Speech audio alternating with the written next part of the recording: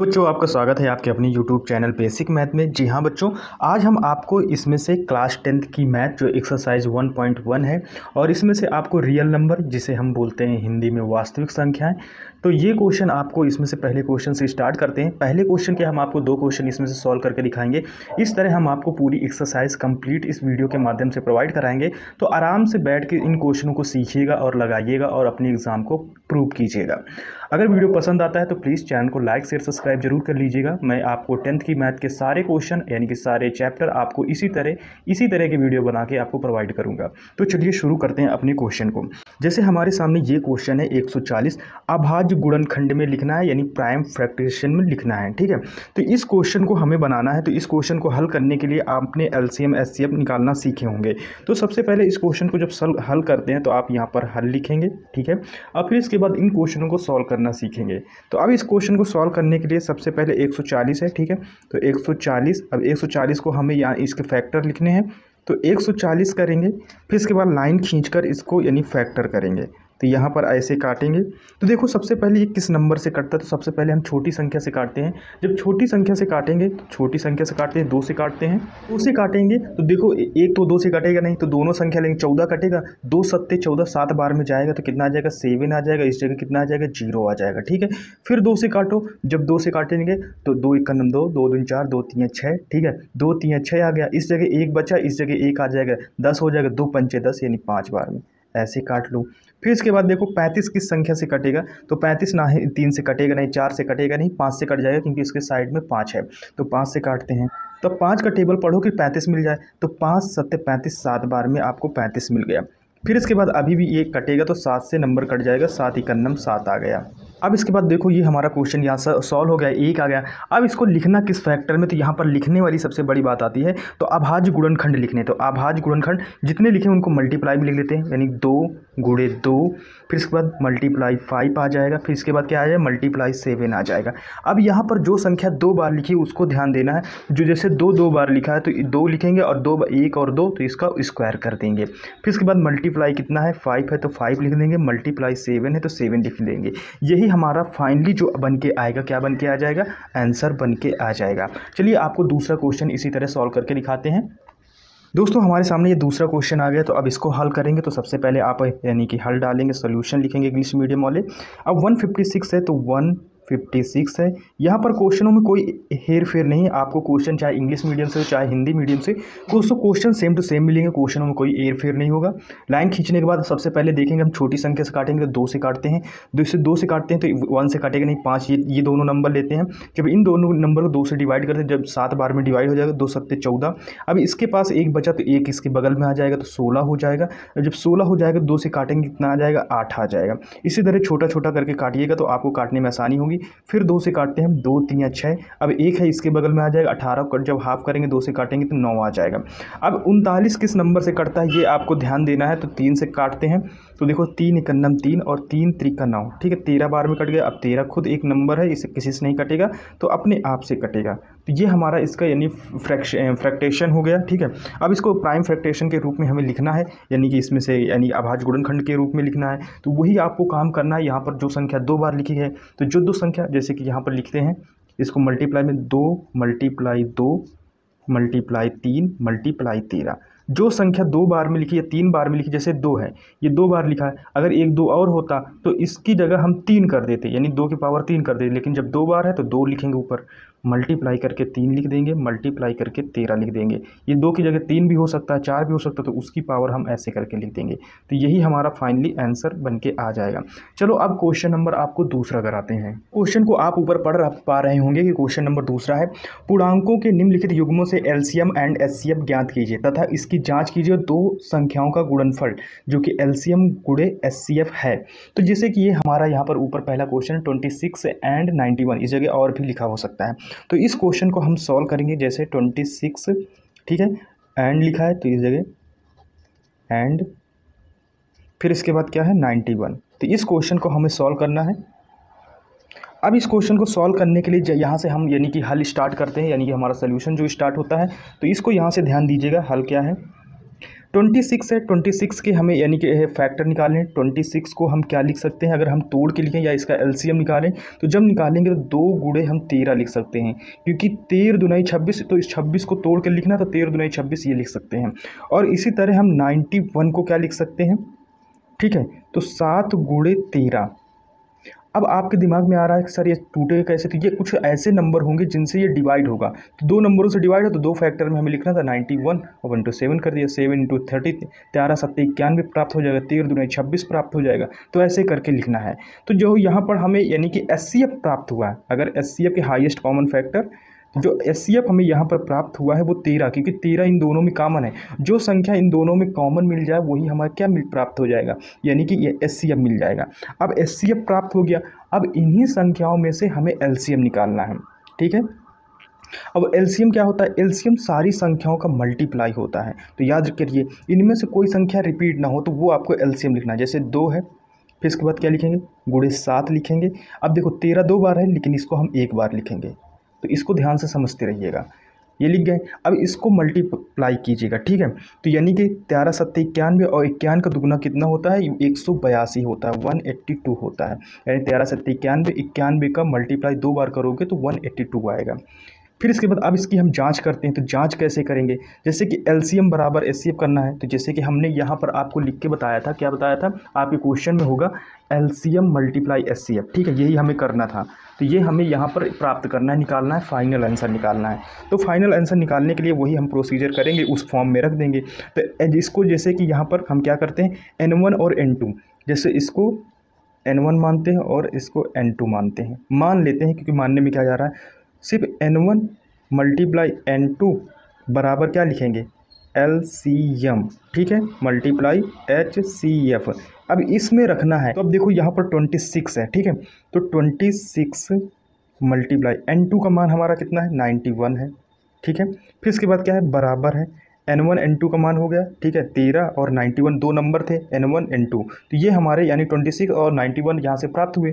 अब यहाँ से फिर इसके बाद N1 N2 का मान लिख दिए। अब बराबर करके क्या एलसीएम एचसीएफ कितना निकला था, तो 1 यानी कि 13 निकला था, मल्टीप्लाई कितना निकला था, 182 निकला था। तो देखो एलसीएम की जगह एलसीएम लिख दिया गया, ठीक है, जो एलसीएम प्राप्त होता है। और एचसीएफ जो हमारा निकला था वो यानी कि 13 निकला था, वो 13 एचसीएफ निकला था, एचसीएफ जो हमारा हो गया 182 हो गया। तो ये क्वेश्चन हमने यहाँ पर लिख दिया है। अब लिखने के बाद इसको मल्टीप्लाई करेंगे।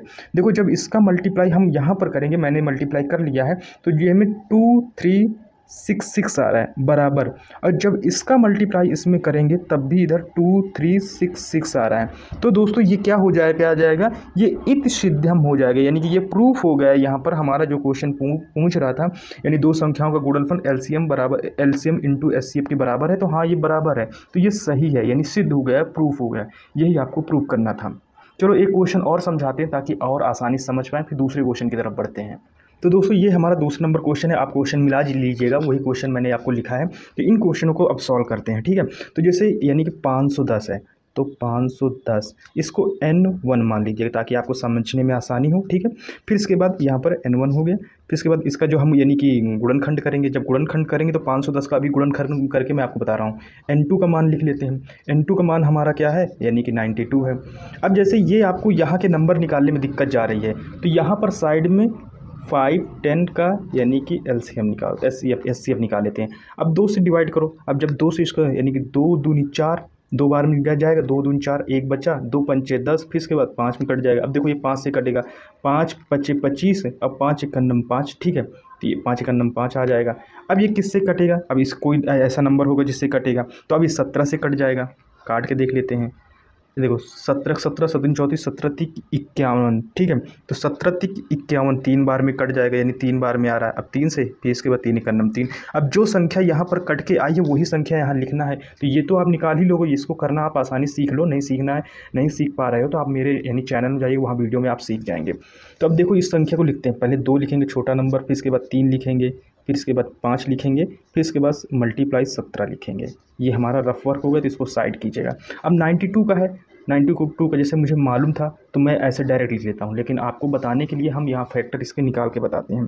तो 92 को 2 से काटिएगा, 2 चक्को 8, 4 बार गया, 8 प्राप्त हो गया, एक बचा, एक इसके बाद तो 6 हो जाएगा। फिर 2 से काटो, 2 दूनी 4, 2 तीन 6। अब किसी से काटेगा 23, तो डायरेक्ट 23 से काट दो, ये किसी नंबर से नहीं कट रहा है, 1 आ जाएगा। अब जितनी बार गया उतना लिख देते हैं, यानी कि 2 गुणे 2 मल्टीप्लाई 23, ये हमारा यहाँ पर लिख गया। ठीक है, अब इसमें से यानी कि जो मैच हो रहा है आपको यहाँ पर क्या निकालना है कि इसमें से मैच कौन हो रहा है, तो दो मैच हो रहा है ऊपर नीचे में। तो यहाँ पर जो हमारा दो मैच हो रहा है, जो एचसीएफ प्राप्त हुआ, यानी कि जो हमारा यहाँ पर एचसीएफ प्राप्त हुआ वो 2 प्राप्त हुआ। ठीक है, अब 2 प्राप्त हो गया, अब एलसीएम भी निकाल लेते हैं। अब एलसीएम का मतलब होता है दोस्तों कोई संख्या रिपीट ना हो, तो यहाँ पर एलसीएम निकालते हैं, क्योंकि संख्या तो हमें पहले से सारी चीज़ें मालूम हो गई। तो यहाँ पर एलसीएम बराबर, अब कोई संख्या जैसे इन दोनों में से 2 है कॉमन, तो 2 एक बार लिखेंगे। ठीक है, अब इनमें से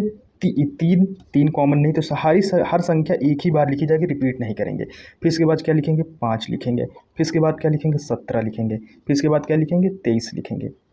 अब इन सब का अगर मल्टीप्लाई किया जाए, ठीक है, तो यहाँ पर अगर इन सब का अगर हम मल्टीप्लाई करें तो इनका आएगा मल्टीप्लाई 2 3 4 6 0, ये हमारा आ रहा है इन सब का मल्टीप्लाई। तो अब मल्टीप्लाई करने के बाद जो हमें संख्या प्राप्त हुई है, ठीक है, अब उसमें हमें यानी कि क्या करना है, यानी कि इसको सिद्ध करना है। अब सिद्ध करने के लिए फॉर्मूला क्या होता है, मैंने आपको बताया था n1। ठीक है, यहाँ पे फॉर्मूला n1 मल्टीप्लाई n2, फिर इसके बाद बराबर LCM मल्टीप्लाई SCF, इस फॉर्मूले में हमें रखना है। तो n1 का मान मैंने आपको यहाँ बता दिया था, देख लीजिएगा। n1 का मान 510 है, n2 का मान 92 है, तो यही आप रख दीजिएगा इस फॉर्मूले में। अब जैसे कि यहाँ पर देखिएगा, यहाँ पर क्या है, n2 का मान यानी कि 510 है। फिर इसके बाद यानी कि n2 का मान कितना है, ये n1 का मान, n2 का मान कितना है 92, बराबर आ जाएगा। फिर इसके बाद क्या है, एलसीएम हमारा 2 निकला था, एचसीएफ कितना है, यानी कि ये यहाँ पर ये सॉरी ये एचसीएफ है और ये एलसीएम है, थोड़ा इधर इधर हो गया, तो ये 2 3 4 6 0। अब जब इसको सॉल्व करोगे आप, जब इसको मैंने मल्टीप्लाई कर लिया ऑलरेडी, तो 46920 इधर आ रहा है बराबर के, और 46920 इधर आ रहा है। तो दोस्तों ये प्रूफ होता है, ये सिद्ध होता है कि ये हमारा क्वेश्चन क्या है, सिद्ध हो गया, आंसर इसका आ गया। तो ये इति सिद्धम लिखा जाएगा हिंदी में। तो हिंदी और इंग्लिश मीडियम वाले दोनों बच्चे समझ गए होंगे। चलिए अब हम आपको तीसरे क्वेश्चन को बताते हैं कि तीसरा क्वेश्चन कैसे करें। देखो दोस्तों, तीसरा क्वेश्चन हमारा बहुत आसान है। तो तीसरे क्वेश्चन में इसमें से हमें क्या लिखा है, तीसरे क्वेश्चन को ऊपर पढ़ लेते हैं। यानी कि अभाज्य गुणनखंड विधि द्वारा निम्नलिखित पूर्णांकों में से एलसीएम और एचसीएफ ज्ञात करना है। यानी कि इसी का एलसीएम और एचसीएफ इन्हीं संख्याओं का निकालना है। तो इनको हल कर लेते हैं। हल करने के लिए हल डालेंगे। अब यहाँ पर 12 है, तो 12 का क्या लिख सकते, 12 को हम क्या लिख सकते हैं, 2 दूनी 4 और 4 तियाँ 12। ठीक है, ऐसे लिख सकते हैं।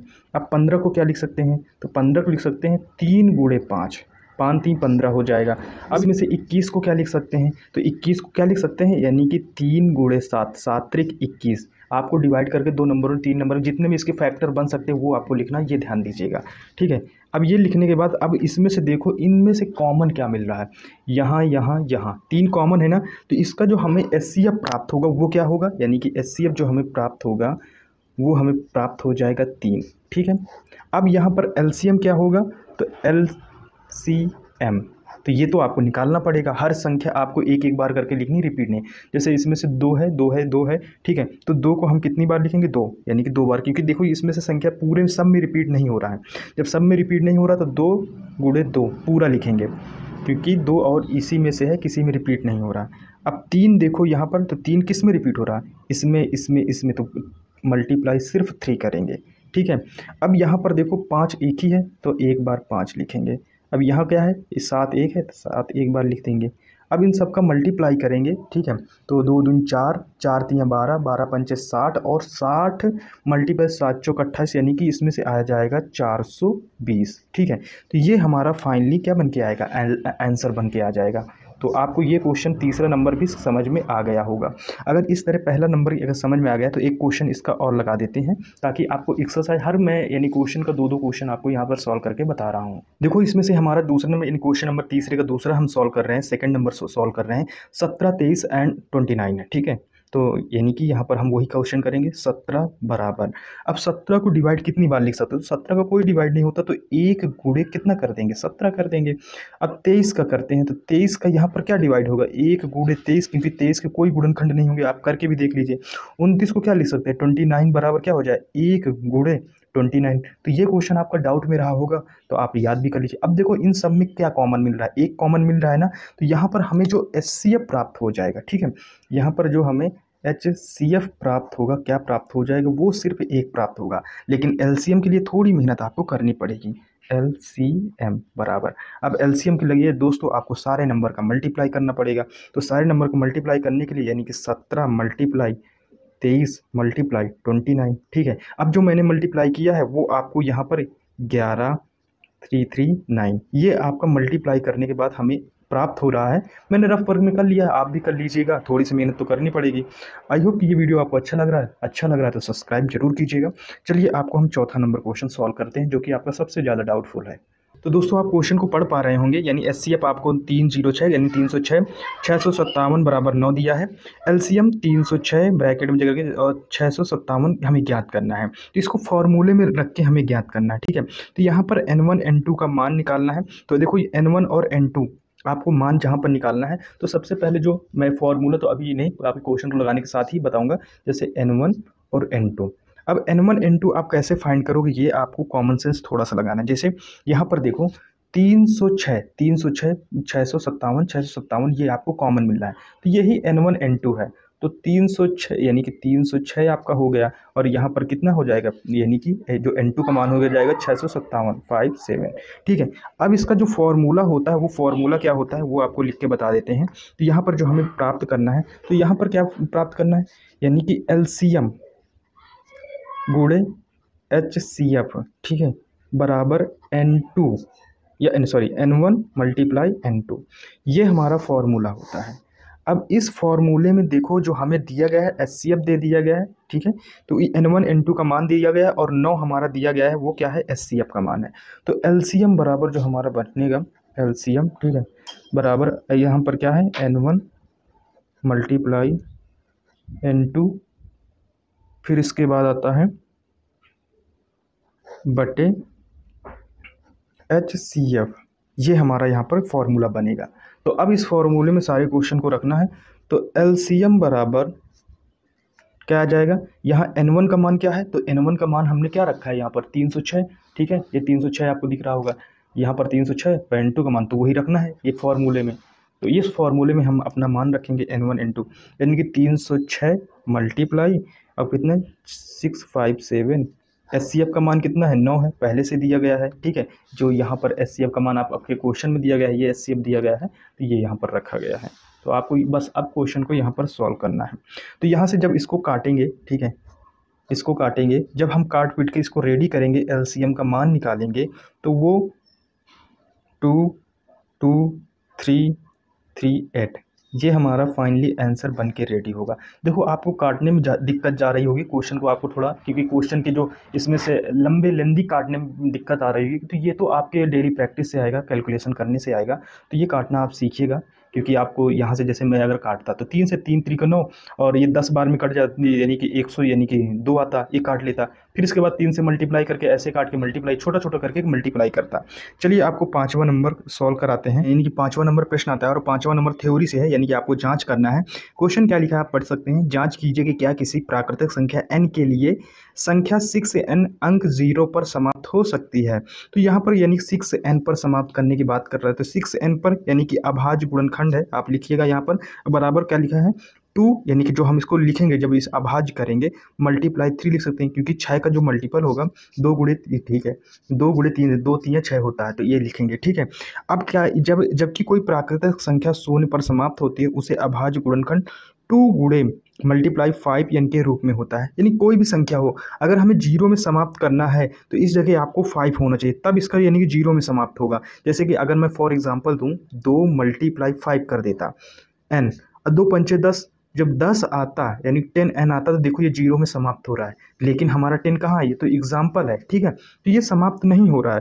तो यहाँ पर हम आपको लिख सकते हैं कि ये 0 पर समाप्त नहीं होगा, कहाँ पर, 0 पर समाप्त नहीं होगा। ठीक है, तो ये है, यहाँ पर हम लिखेंगे तो यहाँ पर ये शून्य पर समाप्त नहीं होगा, यही आपका आंसर होगा। चलिए आपको हम 6वां नंबर क्वेश्चन सॉल्व करके बताते हैं। देखिए दोस्तों, यहाँ पर 6 नंबर पे पढ़िए। व्याख्या कीजिए कि 7 गुणे 11 गुणे 13 प्लस 13 और 7 गुणे 6 यानी 6 गुणे 5 गुणे 4 गुणे 3 गुणे 2 गुणे 1 प्लस 5 क्या भाज्य संख्या क्यों है, तो ये आपको बताना है। ठीक है, तो यहाँ पर हम जो यानी कि जो नंबर दिए हैं उनको मानते हैं, यानी कि यहाँ पर हम जो लिखेंगे क्या लिखेंगे, यानी कि हल है माना, यानी कि क्या लिखेंगे माना ए बराबर। अब ए बराबर है जो है 7 गुणे 11 मल्टीप्लाई 13 और प्लस फिर इसके बाद क्या है 13, यही आपको क्वेश्चन दिया गया है। अब इसको सॉल्व करते हैं।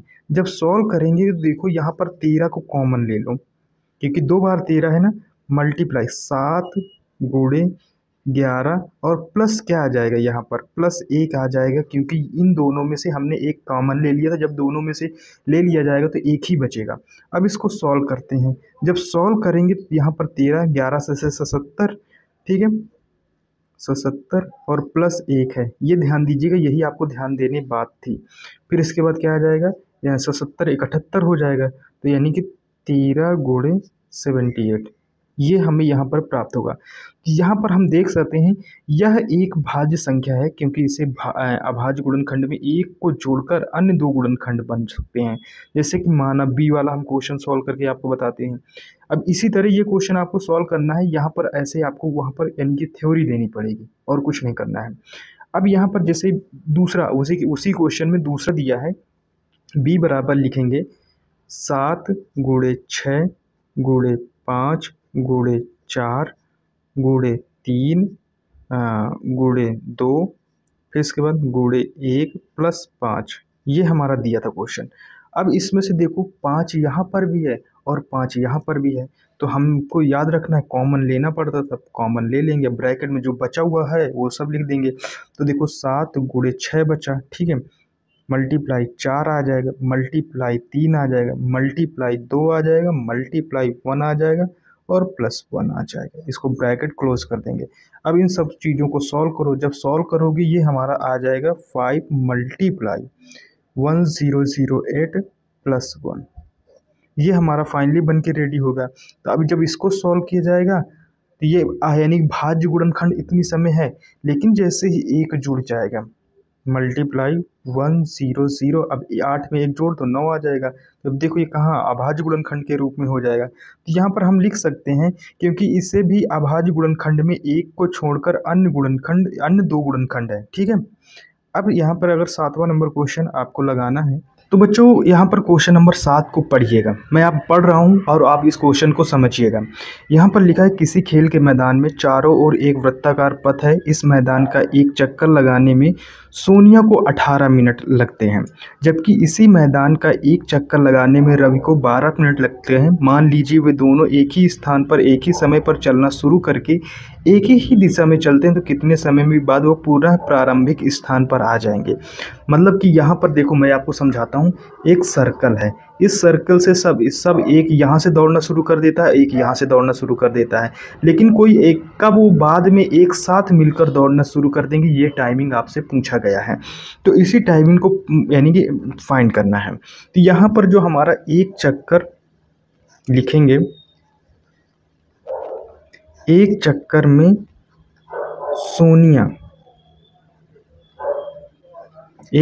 सोनिया 18 मिनट लेती है।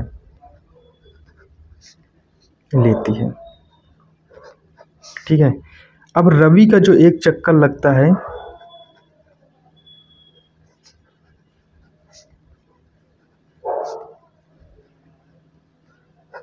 जो रवि का दोस्तों एक चक्कर होगा वो 12 मिनट लगते हैं।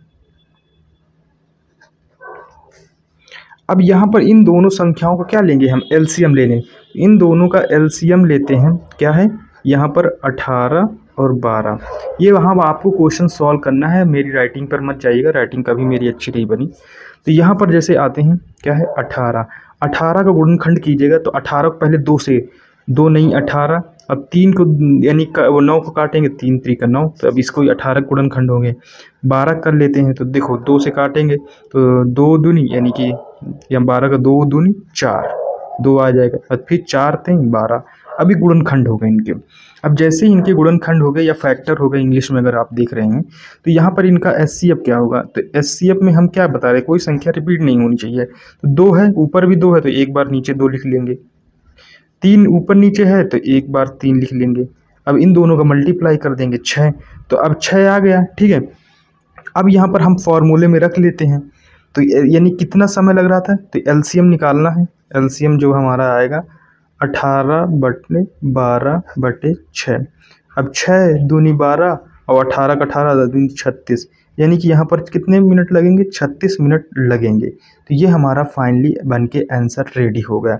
आई होप कि ये वीडियो आपको पसंद आया। अगर पसंद आए तो प्लीज़ चैनल को लाइक शेयर सब्सक्राइब जरूर कीजिएगा। मिलता है नेक्स्ट वीडियो में, तब तक के लिए टेक केयर, बाय बाय।